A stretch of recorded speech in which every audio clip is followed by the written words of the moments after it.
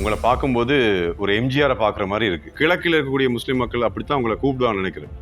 அந்த மக்கள் என்னோட எப்போதும் அன்புள்ளவர். அவர்களது இதே கனியாக எப்போதும் என்னை மதிப்பவர்கள். உங்களை பத்தி சொல்றதா இருந்தா இந்த அரசியல் வாழ்க்கை உங்களுக்கு திருப்தியா இருக்கா இல்லையா? அரசியலுக்கு வர வேண்டிய கனவு கூட என்னிடம் இருந்தது. நானா அரசியல் செய்வது, இவரா இன்று ஒரு இப்படிப்பட்ட ஒரு அரசியல்வாதியாக இருக்கிறார் என்று என்னுடைய கல்லூரி நண்பர்களே ஆச்சரியப்படுகின்ற ஒரு விஷயம். நாட்டுக்கு தேவையான தேர்தல் வரும்போது நாட்டுப்பற்றுடன் இந்த மக்கள் இதை பார்க்க வேண்டும். மற்ற மக்களுடன் ஒரு இன நல்லிணக்கத்துடன் வாழ்வதற்கு, சமாதான சகவாழ்வுடன் வாழ்வதற்கு, நிம்மதியாக வாழ்வதற்கு வழி சமைக்கக்கூடிய யார் என்பதெல்லாம் இங்கு பார்க்க வேண்டும். சில தலைவர்கள் நாங்கள் முடிவெடுத்து விட்டோம், நாங்கள் சொல்வதை செய்யுங்கள் என்று திணிப்பதற்கு நாங்கள் விட முடியாது. நீங்க சஜித் அவர்களோடு வேலை செஞ்சிருக்கீங்க, அவருடைய தலைமைத்துவத்துல நம்பிக்கை இல்லையா? சிலர் சொன்னார்கள் ஆசை பாய். இவ்வாறான நேரத்தில் நாட்டுக்காக ஒரு சந்தர்ப்பம் வருகின்ற நேரத்தில் அந்த பொறுப்பை அவர் எடுத்திருக்க வேண்டும். அந்த சவாலை ஏற்றுக்கொண்டு என்னால் முடியும் என்ற அடிப்படையில் அவருடைய சக உறுப்பினர்களுடன் சேர்ந்து நாட்டை சென்றெடுக்க முடியும் மறுத்தார். ரணில் விக்ரமசிங்க அவர்களும் தன்னந்தனியனாக வந்தவர். இக்கட்டான சூழ்நிலைகள்லாம் இருந்த காலத்திலே அவர் அதை பொறுப்பேற்று அவரது திறமை அதை கொண்டு வெகு சீக்கிரத்திலே அந்த நிலைமைகளை மாற்றினார். கொந்தளிக்கிற கடல்ல இருந்து அழகான முறையில கேப்டன்ஷிப் அவர் எடுத்து காம்சிக்கு கொண்டு வந்துட்டார். இப்ப நானும் கேப்டன் ஆகணும், எனக்கும் கேப்டன் ஆகணும் இவங்க பாராங்க. இது மக்கள் புரிய வேண்டும். கடைசி நேரத்தில் வாக்களிக்கின்ற நேரத்திலே சிலிண்டரை பார்த்தவொன்னு வாக்களிக்கணும்.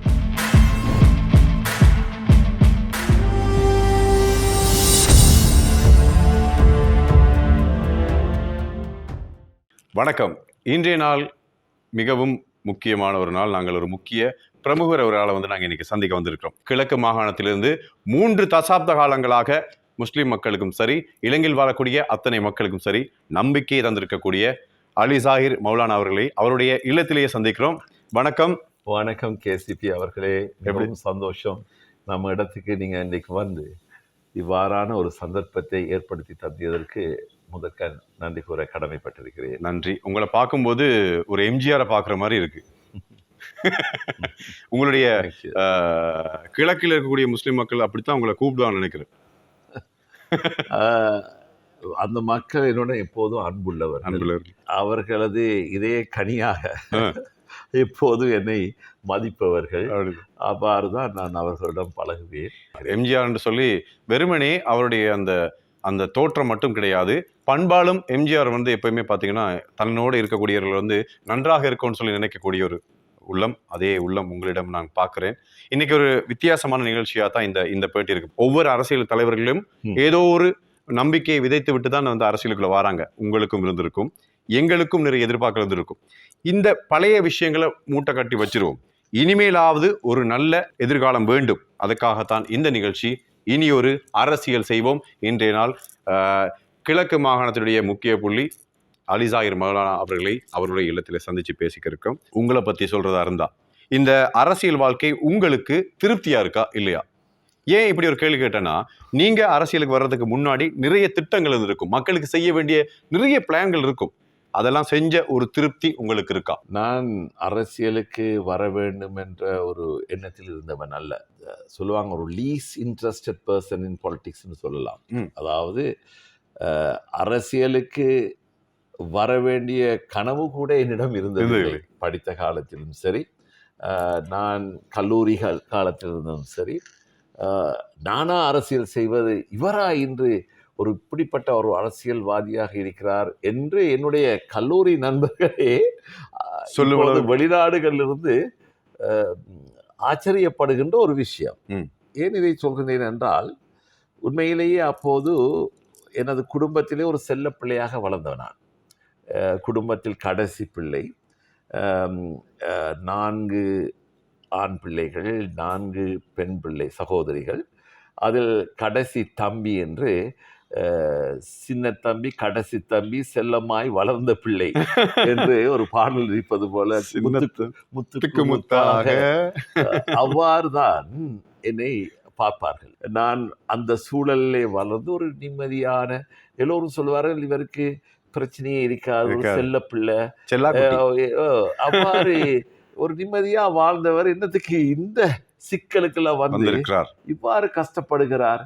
ஓய்வில்லை, உரிய நேரத்தில் சாப்பாடு இல்லை, உறக்கம் இல்லை, மக்களுக்காகவே இவ்வாறான முறையில் தன்னை அர்ப்பணித்துக் கொண்டிருக்கிறார்.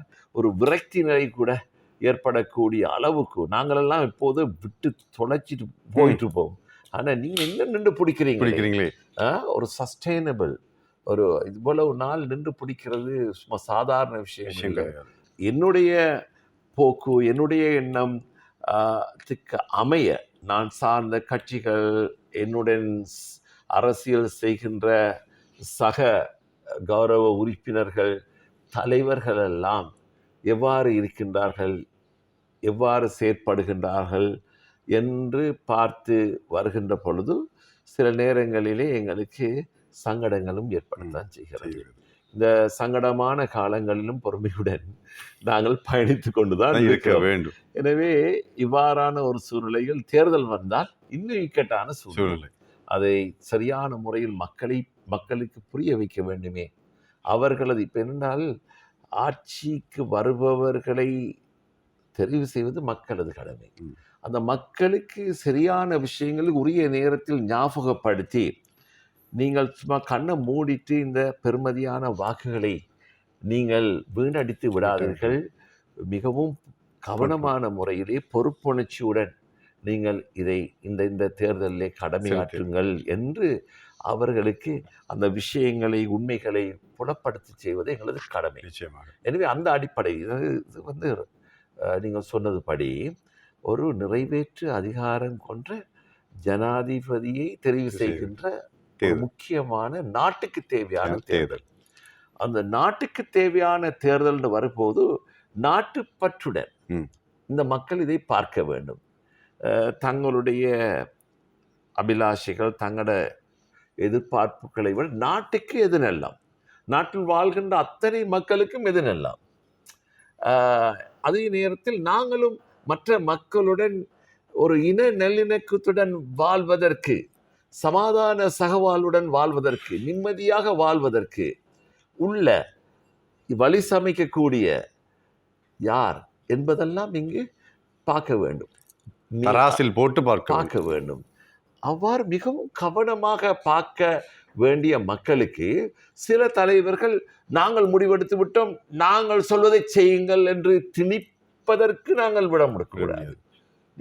நீங்கள் ஒரு உங்களுக்கு தேவைகளுக்காக நீங்கள் தீர்மானம் எடுத்து விட்டு அதை திணிக்கப் போகின்ற நேரத்தில் அது மிகவும் பாதகமான செயல். நிச்சயமா நீங்கள் உங்களது தேவைகளுக்காக அதை நான் உங்களிடம் கலந்தாலோசிக்கின்ற நேரத்தில் அவர்களது தேவைகள் என்ன, மக்களது தேவைகள் என்ன, நாட்டுக்கு எது உகந்தது, சிறந்தது என்பதை தகமை உள்ளவர் யார் என்றெல்லாம் பார்த்து செயற்பட வேண்டும் என்ற அடிப்படையிலே எங்களது கலந்துரையாடல் இருந்தால் அந்த மக்களுக்கு தெளிவை ஏற்படுத்தலாம். நிச்சயமாக கடந்த காலங்கள் கடந்தது வந்து பார்த்தீங்கன்னா ஈஸ்டர் அட்டாக், அதுக்கு பிறகு கொரோனா, நாட்டில் பல்வேறு பிரச்சனைகள் மக்கள் நாட்டை விட்டு ஓடி விட்டுற அளவுக்கு ஆயிடுச்சு. கடந்த காலங்களில் பல லட்சம் பேர் நாட்டை, படித்தவர்கள் படிக்காதவர்கள் பாமரர்கள் சொல்லி எல்லாருமே நாட்டை விட்டு போகக்கூடிய ஒரு நிலைமை தான் கடந்த காலங்கள் பார்த்துருக்கோம். இப்போ வரக்கூடிய தேர்தலில் ஆனால் இந்த தேர்தலில் அரசியலை வெறுக்கிறாங்களே மக்கள். புதிய பார்த்தீங்கன்னா இப்போ கிட்டத்தட்ட 1 மில்லியனுக்கும் அதிகமான புதிய வாக்காளர்கள் உள்வாங்கப்பட இருக்கிறாங்க இந்த வருஷம்.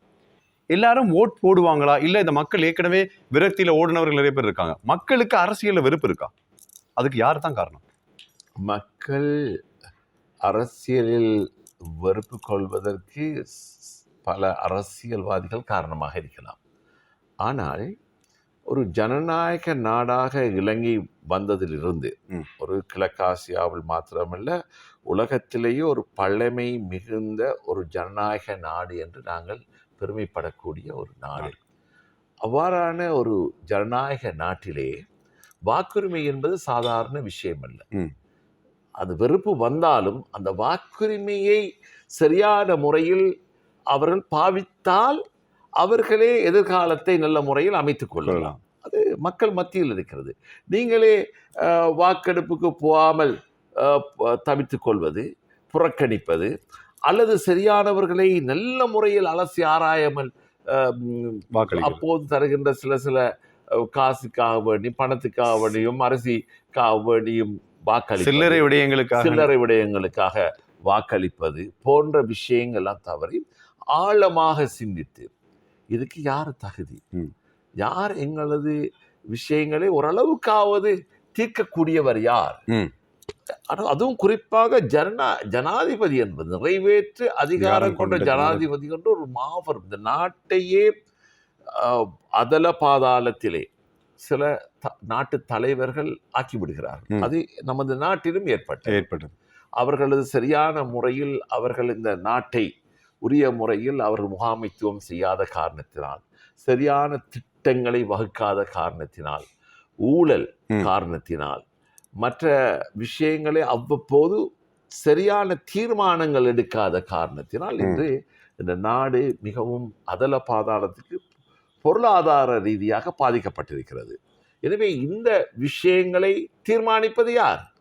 நாங்கள், எங்கள் கையில் இருக்கிறோம். இவற்றையெல்லாம் சரியான முறையில் சீர்தூக்கி பார்த்து நீங்கள் அந்த வாக்குகளை அளித்தீர்கள் என்றால் நிச்சயமாக நாட்டுக்கு நல்ல சுமூகமான முறையில் ஒரு வளமான ஒரு நாட்டை வளர்த்தெடுப்பதற்கு உங்களது பங்களிப்பை சரியான முறையில் இந்த தேர்தல் மூலமாக வழங்குகிறீர்கள். ஒரு சுபீட்சமான எதிர்காலத்தை நீங்கள் உருவாக்குவதற்கு நீங்களே நல்ல ஒரு பங்களிப்பை கொடுக்க வேண்டும் என்பதற்காக சில விளக்கங்களை நான் தர விரும்புகிறேன். நிச்சயமாக கடந்த காலங்களில் பார்த்தீங்கன்னா இதே போன்ற கொரோனா தாக்கமாக இருக்கலாம்.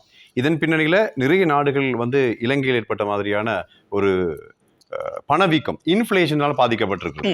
இப்ப வெனிசுலா ஒரு நல்ல ஒரு உதாரணமாக எடுத்துக்கலாம். வெனிசுலா 100 வருஷத்துக்கு முன்னாடி ஜெர்மன் போன்ற நாடுகள் கூட இந்த மாதிரியான பிரச்சனைகளை முகம் கொடுத்திருக்கு. வெனிசுலா என்ன பண்ணாங்கன்னா அவருடைய நாட்டினுடைய பணங்கள் வீதியில வீசுற அளவுக்கு அதோடைய பணத்தினுடைய மதிப்பு இல்லாமலே போயிடுச்சு. இன்னைக்கு அந்த நாட்டில் என்ன செஞ்சிருக்காங்கன்னா அந்த டொலரை உள்வாங்கிட்டாங்க. அவருடைய தேசிய நாணயமாக டொலர் உள்வாங்கப்பட்டு நாட்டினுடைய ஒரு சரியான கட்டமைப்புல நாடு பயணித்து கொண்டிருக்கிறது. எங்களுடைய சிங்கப்பூர் ஒரு மிகப்பெரிய உதாரணம். ஒரு காலத்துல நகைச்சுவையா சொல்லுவாங்க, சிங்கப்பூர் இலங்கை மாதிரி ஆகணும்னு ஆசைப்பட்டுச்சு. நகைச்சுவையா இல்ல, உண்மையிலேயே உணர்ந்து சொன்னார்கள். ஆனா இப்போது அப்படி சொன்னாங்களா அளவுக்கு ஆச்சரியப்படக்கூடிய ஒரு நிலைமையில் நாங்கள் பார்க்கின்றோம். லீ குவான் யூ சிங்கப்பூரை மாற்றிய ஒரு சிங்கப்பூருடைய தந்தைன்னு சொல்லக்கூடியவர். இலங்கைக்கு அப்படி ஒரு தந்தை வருவாரா இருந்தா அது யாராக இருக்கும்? நிச்சயமாக ரணில் விக்ரமசிங்க அவர்கள். என்ன காரணம்? காரணம் என்னவென்றால் சிங்கப்பூரின் வெற்றிக்கு பல முக்கியமான காரணங்கள். அதாவது அங்கு பல மலாய மக்கள் இருக்கலாம், சீன மக்கள் இருக்கலாம், இந்திய வம்சாவளியினர் இருக்கலாம். ஆனால் அவர்கள் அனைவரும் சிங்கப்பூரியன்ஸ் என்ற அந்த வேற்றுமையிலும் ஒற்றுமை கண்டு சேர்க்கக்கூடிய ஒரு இறுக்கமான சட்ட அமைப்பு அங்கு இருக்கிறது. அது மாத்திரமல்ல, அங்கு இன மத பேதம் இல்லை. அங்கு தகைமை உள்ளவர்களுக்கு தான் யாருக்கு மெரிட் இருக்கிறதோ அந்த மெரிட் அடிப்படையில் தான் அங்கு அனைத்தும். இங்க அரசாங்க சிபாரிசுகளின்படி, அரசு சிபாரிசுகளின்படி, அரசியல்வாதிகளின் சிபாரிசின்படி நடப்பதல்ல. யாருக்கு திறமைசாலிகள் இருக்கிறார்களோ அந்த திறமைசாலிகளுக்கு அவர்கள் மதிப்பு கொடுத்து அந்த திறமைசாலிகள் அந்த விஷயங்களிலே தங்களை ஒட்டுமொத்தமாக அர்ப்பணிப்பு செய்வதன் மூலமாக சிங்கப்பூர் இந்த நிலையில் வந்தது. அங்கு இன்னொரு விஷயம் என்னவென்றால் அத்தனை பேரும் மலை பேசுபவர்கள் இருக்கிறார்கள், தமிழ் பேசுபவர்கள் இருக்கிறார்கள், சீன மொழி பேசுபவர்கள் இருக்கிறார்கள். ஆனால் அனைவரையும் இணைக்கக்கூடிய ஆங்கிலம் அதை பொதுவான ஒரு மொழியாக கொண்டு வந்து அவர்களது வியாபார பொருளாதார மேம்பாடுக்கு செய்யக்கூடிய ஒரு நிலைமையை அங்கு உருவாக்கி இருக்கிறார்கள். அவ்வாறான ஒரு தலைமைத்துவத்தை நமது நாட்டில் செய்வதென்றால் அது ரணில் விக்ரமசிங்க அவர்களை தவிர வேற யாரும் இல்லை. நீங்க சஜித் அவர்களோடு வேலை செஞ்சிருக்கீங்க, அவருடைய தலைமைத்துவத்துல நம்பிக்கை இல்லையா?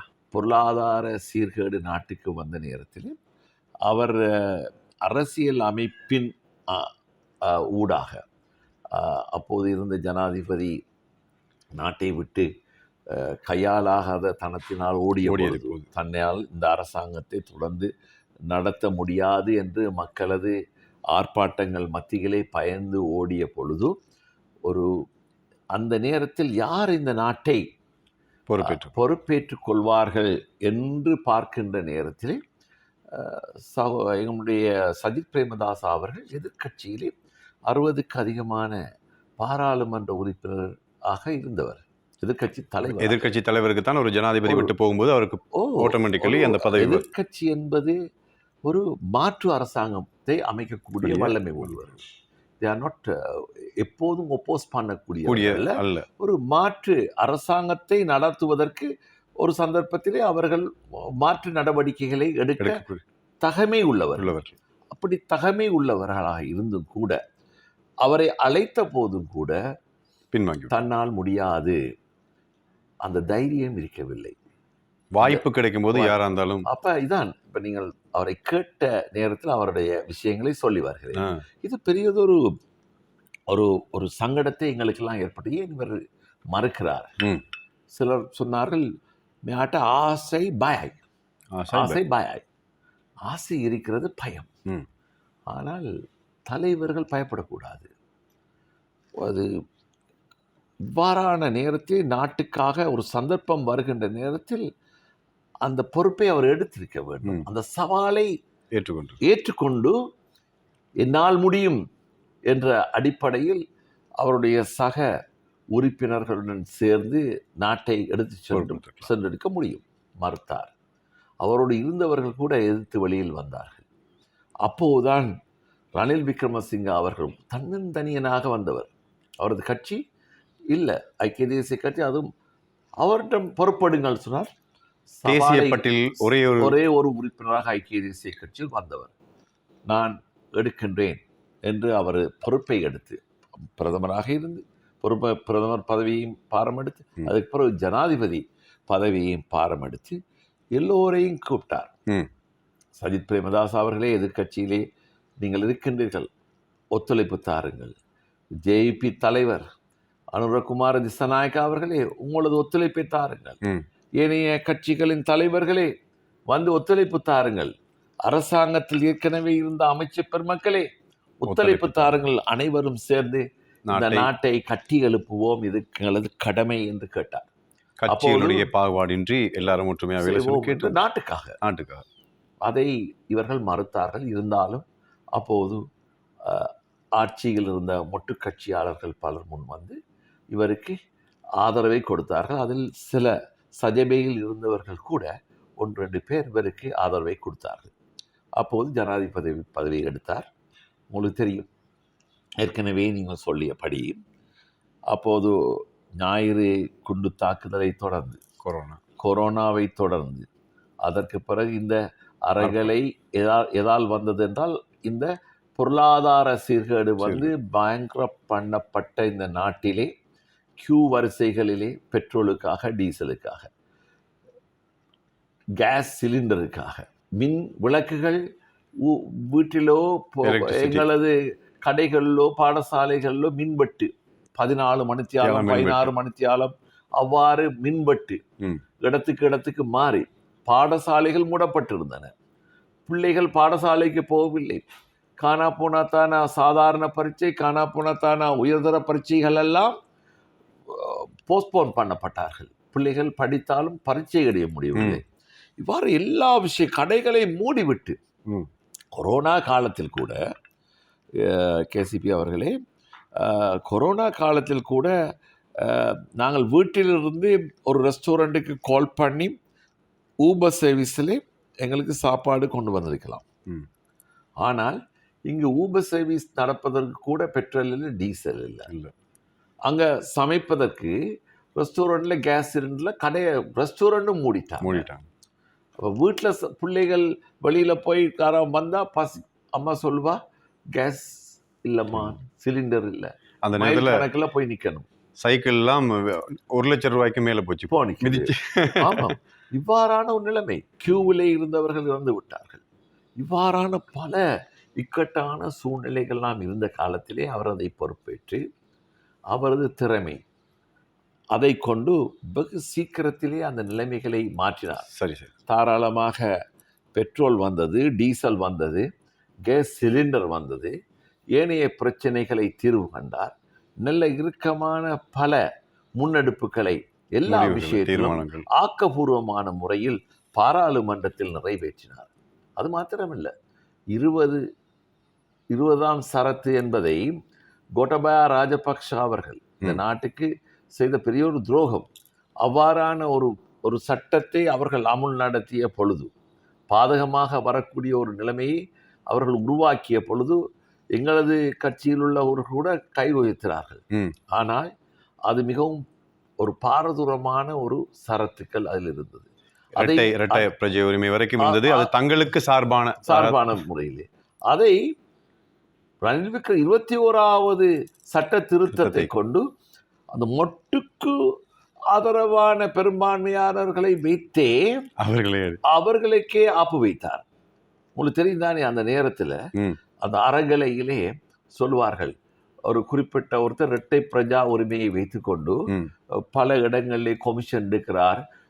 இப்படிப்பட்ட கொமிஷன்கள் எடுத்த காரணத்தினாலும் தான் நிறைய கரப்ஷன், ஊழல்கள் ஏற்பட்டது.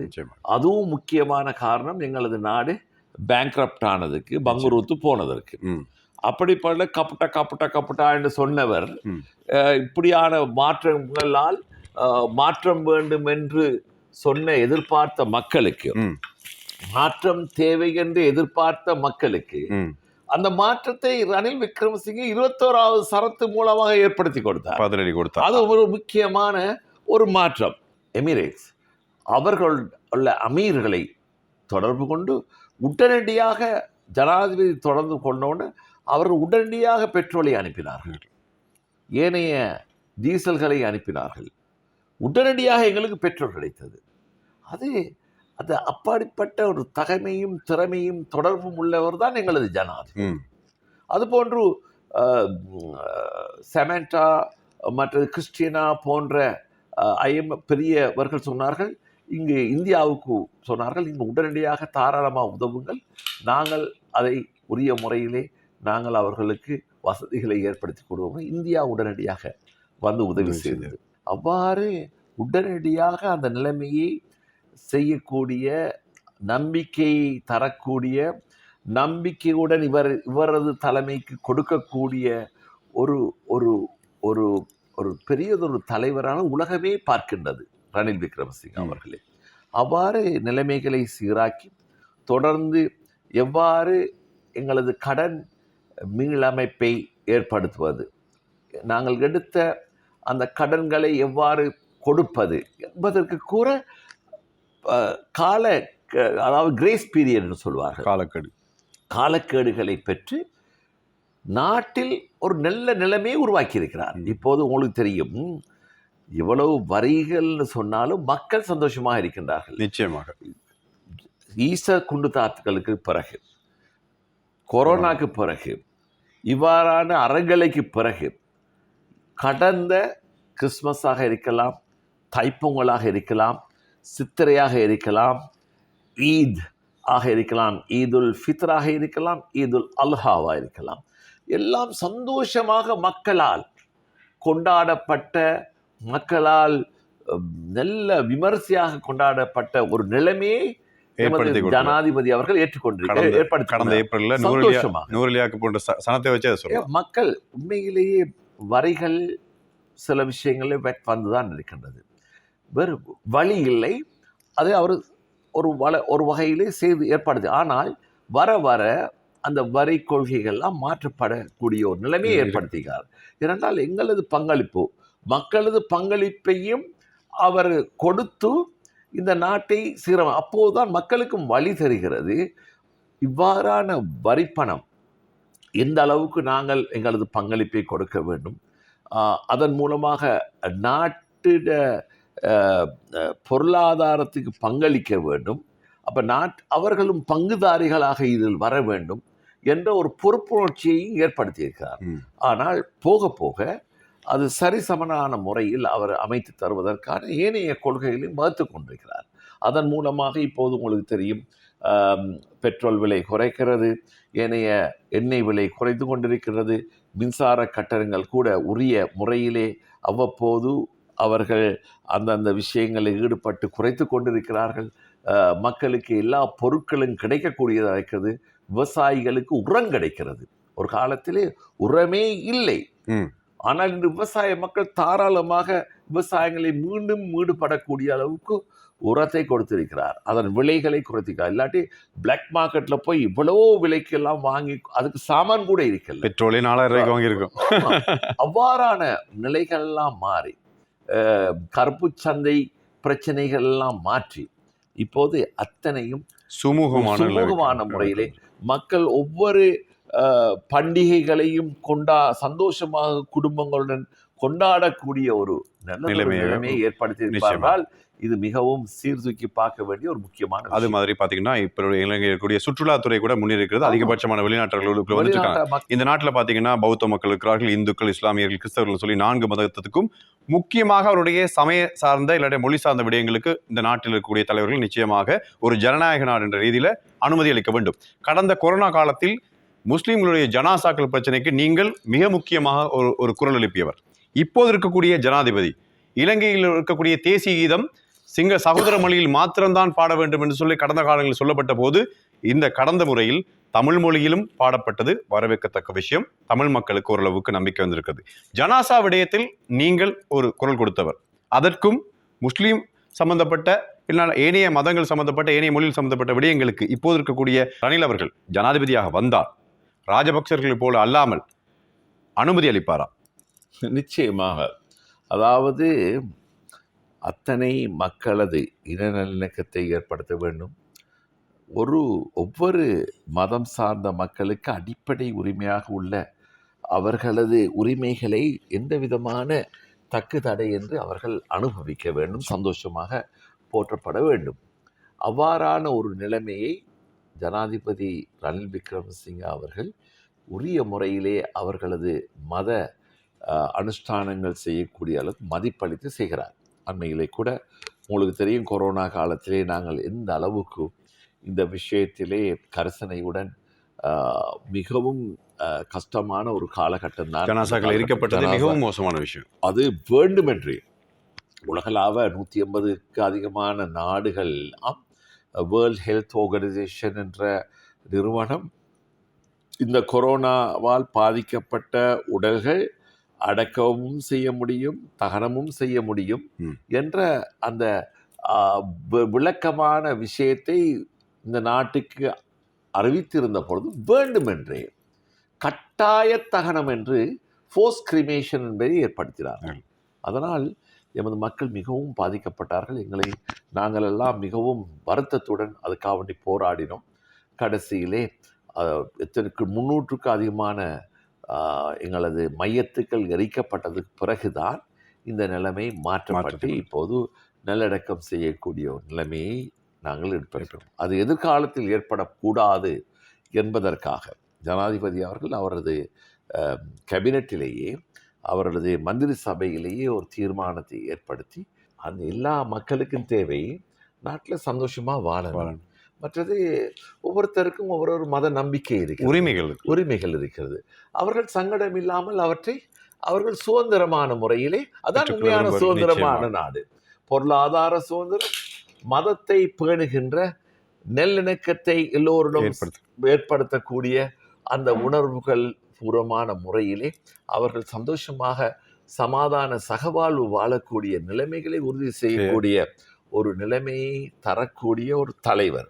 அவர் ஒரு மகோனதமான முறையில் செய்யக்கூடியவர். இது மிகவும் முக்கியமான ஒரு விஷயம். இந்த விடயத்தில் வலதுகை சொல்லுவாங்க, வலதுகை சேர்ந்து இடதுகைக்கு தெரியக்கூடாது. ஜனாதிபதி அவர்கள் இப்போது தெரிவு செய்திருக்கக்கூடிய சின்னம் ஏற்கனவே ஜன அறகலைய புறவேசியோ என்று சொல்லக்கூடிய அந்த அமைப்பினுடைய செயலாளர் அவங்க சொல்லியிருக்காங்க, 2023ஆம் ஆண்டு உள்ளூராட்சி தேர்தலுக்காக வழங்கப்பட்ட ஒரு சின்னம். அதே கேஸ் சிலிண்டர் சின்னத்தை தான் மீண்டும் தெரிவு செய்திருக்கிறாண்டு. என்னுடைய கேள்வி என்னன்னா, ஜனாதிபதி இந்த சிலிண்டர் சின்னத்தை தெரிவு செய்தது அவர் செய்த நல்லதை ஞாபகப்படுத்துறதுக்காக கொண்டு வந்தாரா, இல்லை ஏதும் அதன் மூலமாக மறைமுகமாக சொல்ல வருகிறாரா? எதிர்கட்சி ஆட்களின் சொல்றேன், இந்த மாற்று சிந்தனை உள்ளவர்களின் சொல்கிறேன். ஒரு பெரிய ஒரு மாற்றத்தை எதிர்பார்த்தவர்களுக்கு மாற்றத்தை கொண்டு வந்திருக்கிறார். நாட்டின் அதல பாதாள இருந்த பொருளாதாரத்தை கொண்டு வந்திருக்கிறார். சிலிண்டருக்காக வேண்டி நீங்கள் மைல் கணக்கில் இருந்து அந்த கியூவிலே இறந்தவர்கள் இருக்கிறார்கள், தாய்மார்கள். அப்ப அப்படியான ஒரு நிலைமையிலே இது ஞாபகப்படுத்தவும் வேண்டும் மக்கள் மத்தியிலே. அங்க பெரிய ஒரு வாக்கு போகின்ற பல சின்னங்கள் இருக்கும் போது அந்த சிலிண்டரை பார்த்தால் இந்த சிலிண்டர் யுகம் வரக்கூடாது, மீண்டும் வரிசையில் வரக்கூடாது, எனவே சிலிண்டருக்கே நாங்கள் வாக்களிக்க வேண்டும் என்று ஒவ்வொரு தாய்மாரும், ஒவ்வொரு வீட்டு தலைவனும், ஒவ்வொரு இளைஞர்களும் தனது தாய்ப்பட்ட நிலைமைகள், சகோதரி பட்ட நிலைமைகள், தங்களது மனைவிகள் பட்ட கஷ்டங்கள் இவற்றையெல்லாம் அவர்கள் உணர்ந்து செயற்பட வேண்டும். அது நல்ல ஒரு யுக்தி.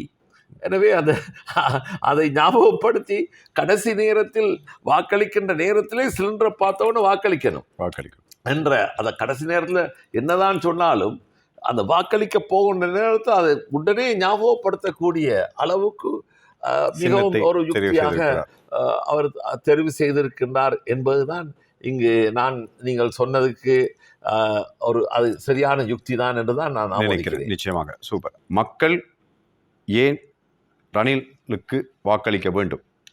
கட்டாயமாக ரணிலுக்கு வாக்களிக்க வேண்டும் என்பதற்கு பல காரணங்களை சொல்லலாம். திறமை, ஆளுமை, அறிவு, ஆற்றல் அத்தனையும் நிறைய கொண்டவர். அது மாற்றமல்ல, நிரூபித்து காட்டியவர். ரணில் விக்ரமசிங்கோட ஆளுமையும் அவருடைய அணுகுமுறையும் இன்று உலகளாவ எந்த ஒரு ரொம்ப நாளைக்கு பிறகு எங்கட நாட்டு தலைமை, ஹெட் ஆஃப் கவர்மெண்ட் ஒரு கான்ஃபரன்ஸுக்கு போனால் அந்த ஒரு ஏனைய தலைவர்களே பிரமிக்கின்ற அளவுக்கு அவரது பேச்சுக்கள், அவரது உரைகள், அந்த கேள்விகளுக்கு அவர் முகம் கொடுக்கின்ற விஷயங்கள் இன்று வந்திருக்கிறது. அது அந்த திறமை, அந்த ஆளுமை மிகவும் முக்கியம் உலகளாவ. 2004ஆம் ஆண்டு உங்களுக்கு தெரியும், அதாவது 2002 2ஆம் மாதம் 22ஆம் தேதி 2002ஆம் ஆண்டு நாங்கள் சீஸ்ஃபயர் அக்ரீமெண்ட், யுத்த நிறுத்த உடன்படிக்கை செய்கிறோம். 2022 அந்த நேரத்திலே 2022 எல்லாம் 22 அன்றுதான் அவர் சீஸ்ஃபயர் அக்ரீமெண்ட் சைன் பண்ணுகிறார். அதில் நான் மிகவும் முக்கியமாக அவருடன் ஒரு ஆலோசகராக இருக்கிறேன். இந்த சமாதான பேச்சுவார்த்தைகளிலே ஈடுபட்டேன். அப்போது அவர் ஏனென்றால் இந்த பிரச்சனையை, இலங்கையில் இருக்கின்ற இனப்பிரச்சனையை பேச்சுவார்த்தை மூலமாக, யுத்தத்தின் மூலமாக நடக்கின்ற விஷயம் அது ஒரு நிரந்தர பரிகாரமாக, ஒரு அடக்குமுறையாகத்தான் வரும். எனவே ஒரு யுத்தத்தை நிறுத்தி பேச்சுவார்த்தை மூலமாக ஒரு ஒரு தீர்வை, ஒரு நியாயமான தீர்வை, ஒரு காத்திரமான தீர்வை பேச்சுவார்த்தை மூலமாக அடைய வேண்டும் என்ற அடிப்படையில் அவர் அன்று கைச்சாத்திட்டு அவர் அந்த நேரத்தில் அவர் பிரதமர், ஆனால் ஜனாதிபதியாக இருந்தவர் சந்திரிகா அம்மையார். அவரது கட்சி சார்பானவர் அல்ல. அது வெற்றிகரமாக வருகின்ற பொழுது ஜனாதிபதி சந்திரிகா அம்மையார் அவர்கள் திடீரென்று பாராளுமன்றத்தை கலைத்து விட்டார். அதுக்கு முதல் சில முக்கியமான அமைச்சு பதவிகளை கூட எடுத்து விட்டார், பாதுகாப்பு அமைச்சு. இவ்வாறு முட்டுக்கட்டைகள் போட்டார்கள்.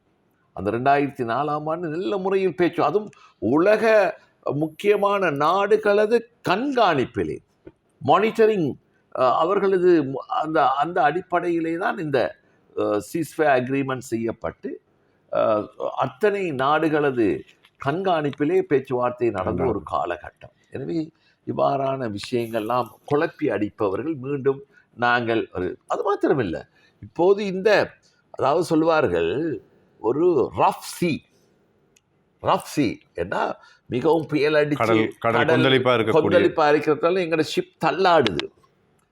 கேப்டன் ஒருத்தரும் வரல, யாராவது பொறுப்பெடுக்க. அந்த ரஃப் சீலிருந்து, கொந்தளிக்கிற கடல்ல இருந்து அழகான முறையில கேப்டன்ஷிப் அவர் எடுத்து சிக்கு கொண்டு வந்துட்டாரு அமைதியா. இப்ப நானும் கேப்டன் ஆகணும், எனக்கு கேப்டன் ஆகணும்னு இவங்க பாருங்க. என்ன இது மக்கள் புரிய வேண்டும். இது நிச்சயமாக. அரசியல் சேவையா பரம்பரை தொழிலா? அரசியல் சேவை தானே. நிச்சயமாக. நான் கூட அரசியலுக்கு சேவை செய்வதற்கு தான் வந்தேன். நிச்சயமாக. ஆனால் பரம்பரை தொழிலாக சில பேர் இருக்கிறார்கள். தலைமைத்துவம்னா நிச்சயமாக. தலைமைத்துவம்னா சஜிதா, ரணில். எஸ். நடிப்புக்கு சிவாஜி, கிரிக்கெட்டுக்கு சச்சின் போல அரசியலுக்கு பிரேமதாசவா, ஜேஆரா? ஜேஆர். அரசியல் வாழ்வா சாவா?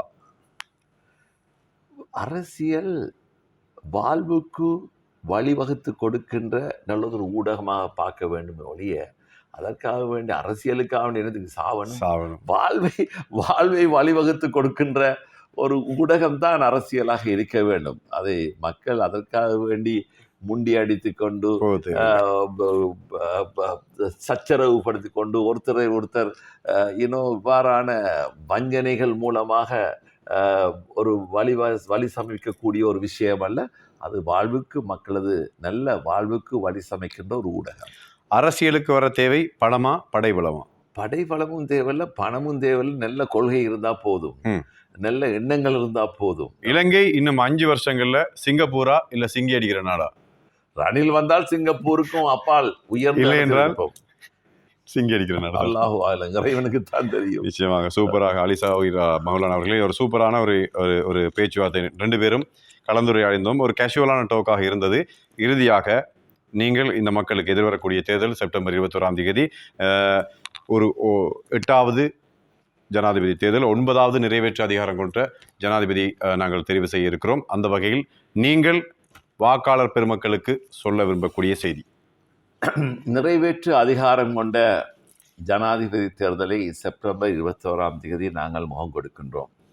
உங்களுக்கு நல்லொரு தெரிவாக ஒரு அனுபவம் மிக்க, ஆற்றல் மிக்க, ஒரு சிறந்த நேர்மையான தலைவரை, இன்று ஜனாதிபதியாக இருப்பவரை தொடர்ந்து ஜனாதிபதியாக்கக்கூடிய ஒரு கடமைப்பாடு ஒவ்வொரு வாக்காளருக்கும் இருக்கின்றது. இதை சரியான முறையில் நீங்கள் அவரது சின்னமான அந்த கேஸ் சிலிண்டருக்கு வாக்களித்து எங்களது எதிர்காலம் சந்ததியினருக்காக வேண்டி, எங்களது நாட்டின் சுபிட்சமான வாழ்வுக்காக வேண்டி, அனைத்து மக்களது நல்லிணக்கத்தை ஏற்படுத்தி சமாதான சகவாழ்வுக்காக ஒரு நல்லதொரு நாட்டை காப்பாற்றக்கூடிய, வழி சமைக்கக்கூடிய ஒரு அனுபவமிக்க, ஆற்றல் மிகுந்த ரணில் விக்ரமசிங்க அவர்களது வெற்றிக்கு உங்களது வாக்குகளால் ஆதரவு தாருங்கள் என்பதுதான் எனது அன்பான பணிவான செய்தி. எதிர்வரக்கூடிய செப்டம்பர் 21 அத்தனை பேரும் வாக்குகளை வீணடிக்காமல் சரியானவரை சிந்தித்து தேர்ந்தெடுக்க வேண்டும். ஏன்னு சொன்னா, நீங்க இவரும் இல்லை அவரும் இல்லை என்று சொல்லி நம்பிக்கை இல்லாமல் போனால் தவறுதலான இல்லைனால் மோசமான ஒருவர் வருவதற்கான ஒரு வாய்ப்பும் இருக்கிறது. அது மீண்டும் எங்களை ஒரு மோசமான ஒரு வரிசையில் கொண்டே நிறுத்திவிடும். ஆகவே சரியாக சிந்தித்து சரியானவரை தெரிவு செய்து வாக்களியுங்கள். புதிதாய் ஆரம்பிப்போம் என்ற துணிப்பொருளுடன் ஆரம்பித்த இந்த நிகழ்ச்சியில் மற்றொரு நிகழ்ச்சியில் சந்திக்கிறோம். இனியொரு அரசியல் செய்வோம். நன்றி, வணக்கம். நன்றி.